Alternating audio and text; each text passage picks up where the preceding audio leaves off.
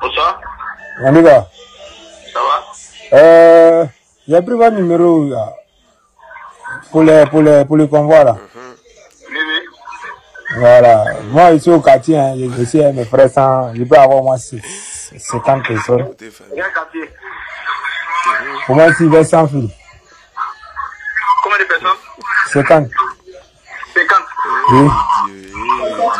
Donc, vous, monsieur, tu fais la liste quand je t'ai dit, tu m'envoies ça par WhatsApp. Payé? Tu fais la liste, mais Koumassi, non? Oui. Tu mets ton numéro, ainsi de suite. Chacun a son numéro différent, quoi. Là, tu m'envoies ça sur WhatsApp ici. Maintenant, comment ça se fait? On doit se croiser ou bien c'est comment? Non, comme vous êtes nombreux, on va laquelle déjà, on va pouvoir venir me chercher là-bas. Ah, d'accord. Maintenant, je donne là, comment ça se passe? Oui, non, mais ici, là, c'est qu'avant de partir, là, chacun fait son truc, hein. Avant de partir? Ouais, parce que souvent, là, quand ça fait, ça devient bizarre. Ah, tu sais que mes éléments là, nous on est gamins, hein, ça va, mais mes éléments là, souvent là, tu dois mettre en bas d'abord, ça les motive encore. Tu vois, non? Donc, dans quelle mesure, il peut avoir plus que ça même, mais dans quelle mesure là, si on peut se croiser, on va comment gérer. Forcément, ils vont aller, forcément, même si c'est 100 personnes, ils vont aller. C'est un convoi seulement, j'ai donc. Tu le connais? Il y a convoi, il y a quelqu'un qui va recevoir un petit déjeuner. Avant de décoller ou bien c'est comment? Non, avant de décoller, nous, c'est ce qu'on est juge même. Ah, d'accord. Voilà. Donc, tu fais la liste, tu vas commencer le nom de votre quartier là. Tu mets ton numéro, ton nom, tu mets ton numéro, ainsi de suite, tu mets le nom. Voilà, maintenant, moi-même, je suis devant là, il y a mobilisé les gens là, c'est comment? Ah, c'est quoi, business, hein? Ouais. D'accord, voilà. Voilà, ils sont en haut là, avec d'abord, nous aussi en bas, ils sont là, d'abord un peu. Non, c'est comme ça, il y a un gars qui m'a dit, il fait ça. Non, mais c'est pas monsieur qui va prendre les kékis là. C'est pas, mais il faut voir au côté de la vie, comment développer la carte. C'est moi là, le vieux là, c'est Karim Ouattara qui gère ça. Ah, Karim Ouattara. Bon, après, je l'ai dit, après, poser lui directement. Ah. Tu vois, c'est un oui comme ça. Donc, lui aussi, il m'a pris. C'est un vieux père même. Comme il a même le pouvoir là, lui, il pouvait le faire avant, il pouvait le faire ici. Ah. Voilà, c'est un oui comme ça. Sinon, on a eu pour ici. Bravo. Comme je t'ai dit là, tu me fais pas bien la liste. Ok, d'accord, pas de souci. D'accord. Donc, on voit, il y a des rappels, mais il y a combien de cas on a besoin. Vous venez d'écouter cet appel téléphonique. Quand on vous parle, c'est vous qui jouez. Ici, le régime RHDP a l'intention de remplir le stade d'Alassane Ouattara. Et pour ça, il procède aujourd'hui aux appels téléphoniques.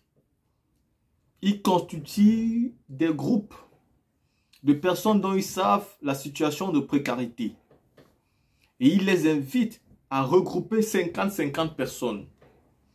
Et ces 50-50 personnes seront payées en billet de 500 000. Et celui qui gère ça, c'est Karim Ouattara. Mais qui est Karim Ouattara? Karim Ouattara, même, c'est celui qui gère le blanchiment d'argent de tous les cadeaux du RHDP. C'est Papa Nampou Nampou. C'est lui-même qui a pris le rôle de faire avancer, n'est-ce pas, ce business que vous tous vous connaissez. C'est lui aujourd'hui qui est, si je ne m'abuse, au RHDP, le coordinateur même de la mobilisation de leur congrès. Moi, je ne voulais pas parler de cette affaire parce que ça leur fait la publicité gratuite, n'est-ce pas? Mais cet appel, il fallait qu'on regarde cet appel de très près. Et on partage avec vous pour que vous compreniez. Ils ne sont pas populaires. Ils ne sont pas aimés. Ils n'ont pas bien travaillé. C'est parce qu'ils sont conscients de l'échec de leur travail qu'ils sont en train de payer. Mais ils devraient même avoir honte. Quand vous vous retrouvez à payer pour que les gens viennent, je ne sais pas si M. Dramane Ouattara est au courant. Parce que voyez-vous, lui quand il vient, il voit des foules, il se dit, ah les gens aiment ma politique. Et donc après, il continue à casser. Ses collaborateurs ne disent pas que non, monsieur, nous avons payé. Tous ces gens que vous voyez là ont reçu 50 000 pour venir chanter Ado président, Ado président. Ils ne disent pas ça. Et en réalité, quand vous n'avez pas dit ça, vous avez mis le monsieur dans le pétrin.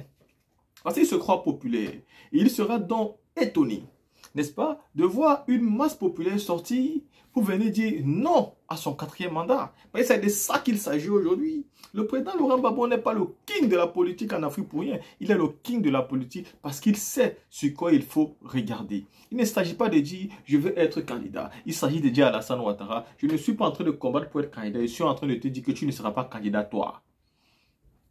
C'est ça que le président Laurent Gbagbo est en train de dire. Toi, tu ne seras pas candidat. C'est ça que le président Laurent Gbagbo est en train de dire. Toi, tu ne seras pas candidat. Donc, il faut savoir dès aujourd'hui que le RHDP n'a aucune capacité de mobilisation dans toutes les villes de Côte d'Ivoire. Peut-être un peu au nord. Peut-être un peu au nord. Mais en dehors du nord, ils ne peuvent pas mobiliser quelque part. Pour qu'ils arrivent à mobiliser, ils payent. Comme vous avez vu, on vous a prouvé ici qu'ils avaient payé en France. Ils sont en train de payer pour remplir le stade d'Alassane Ouattara. Donc ne soyez pas surpris. La team à côté, pour finir, je vous mets ici la vidéo de Charles Blé Goudé qui lui a fait sa sortie pour parler à Alassane Ouattara. Écoutez ici et donnez vos avis personnels. Moi, je ne donne pas l'avis. Je vous laisse commenter et donner vos avis par rapport à sa sortie. Écoutons. C'est moi. C'est pourquoi j'ai décidé de prendre la parole. Pour donner mon sentiment et ma proposition assortie. De quoi s'agit-il? La Commission électorale indépendante, CEI, a rendu publique la liste électorale définitive le 4 juin 2025. Le constat que j'ai fait, c'est que mon nom n'y figure pas. Avant cette liste définitive, j'avais déjà entrepris des recours. D'abord devant la commission électorale elle-même,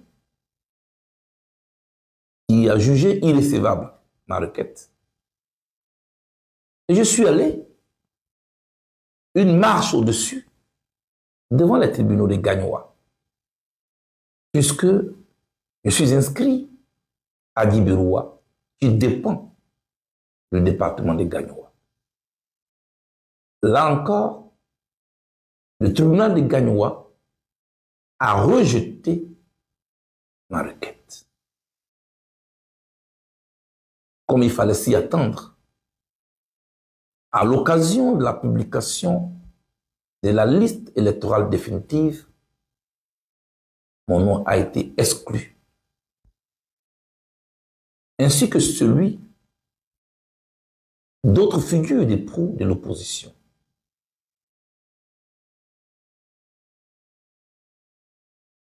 Je l'ai toujours dénoncé. Cette radiation qui est l'aboutissement d'un processus judiciaire dont j'ai fait l'objet. Ma condamnation à 20 années de prison. Mes chers frères, mes chères sœurs, j'ai été condamné par contumace, c'est-à-dire à mon absence. Je ne reviendrai pas sur cette question. Mon avocat a longtemps donné notre position là-dessus. Ce dont il s'agit aujourd'hui, ce n'est nullement une question personnelle. Je veux parler de notre pays, la Côte d'Ivoire. Nous sommes à 4 mois des élections. Et la tension monte. Vous le savez. Nous assistons à une escalade dans le verbe. Je suis là pour vous dire que moi, Charles Blé Goudé, je ne désespère pas de la Côte d'Ivoire. Ma radiation de la liste électorale, j'en prends acte. Mon nom est radié de la liste électorale définitive. Mais ma radiation n'est pas définitive. Pourquoi? Mais simplement parce que je crois encore profondément dans la recherche d'un règlement politique et pacifique de cette question, qui ne me concerne pas que moi seul, qui concerne la classe politique. Avec le président Laurent Gbagbo qui est radié de la liste, l'ancien Premier ministre, ancien président de l'Assemblée nationale, Guillaume Soro, qui est radié de la liste, le ministre Tidiane Thiam, président du PDCI-RDA, qui est radié de la liste, et moi-même. Je crois dans la recherche d'un règlement politique. C'est pourquoi j'appelle une fois encore, et j'insiste, à un dialogue politique. On peut l'appeler comme on veut, un dialogue politique, des assises nationales, un conclave national. Toujours est-il que ce que l'histoire récente de notre pays nous recommande, à quelques 4 mois des élections, c'est que nous nous parlions. C'est que nous nous asseyions autour d'une table pour y déposer toutes les questions qui crispent l'atmosphère politique et qui risquent de nous entraîner dans une crise. Ce que personne ne souhaite. Au regard de la convocation de notre histoire récente, 2010, 2011, 2015, 2020, nous avons tous touché le fond. C'est pourquoi je n'irai pas chercher loin des références historiques. Je fais juste appel à notre histoire, que nous connaissons tous. Aller au dialogue pour régler les questions que je viens d'évoquer, que nous connaissons tous. Ce n'est même pas une option, c'est un impératif. Au nom des Ivoiriens, au nom de ceux pour qui chacune de nos formations politiques porte un projet de société, au nom de la santé mentale des Ivoiriens, au nom de la quiétude des Ivoiriens, au nom de la tranquillité des Ivoiriens, asseyons et parlons. Pour moi, c'est la seule voie. Et c'est une voie unique. Elle est certes lente, parce que chacun de nous peut avoir une raison de n'être pas content. En premier, moi-même, dont le nom est rayé de la liste électorale. Parce que je l'ai toujours dit, je veux participer à cette compétition électorale. J'en ai les moyens politiques, j'en ai les moyens intellectuels. Mais aujourd'hui, ce dont il s'agit, c'est que nous puissions faire preuve de dépassement pour ne pas offrir aux Ivoiriens et à notre pays un conflit, une crise des égos. Ce que je dis concerne le pouvoir en place, mais nous concerne aussi, nous les acteurs de l'opposition. Nous nous demandons déjà le dialogue, et je suis là pour insister. J'irai partout, rencontrer des personnes morales comme physiques, afin de nous aider à nous asseoir. Mais mon souhait le plus ardent serait que nous le fassions nous-mêmes. Vous le voyez, je ne suis pas dans une démarche solitaire qui consiste à un règlement de ma situation personnelle. Ma situation personnelle n'est pas au-dessus de la Côte d'Ivoire. Ce que je cherche, c'est un règlement global de la situation en Côte d'Ivoire.